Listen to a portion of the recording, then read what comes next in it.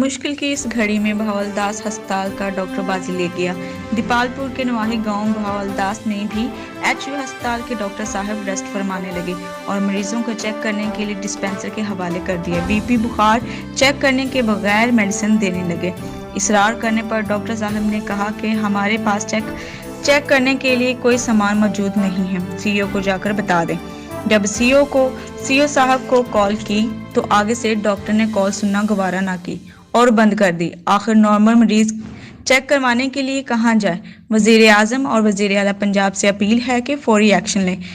एमन Malik, 91 AD news. मैं जी दवाई लेने आया था यहाँ से। मेरा बीपी लो था, बुखार था, बदन दर्द कर रहा है। उन्होंने ये मेडिसिन दी है, कोई चेकअप नहीं किया। कह रहे हैं हमारे पास कोई आला मौजूद नहीं है, ना बीपी का ना बुखार का। अब क्या करें।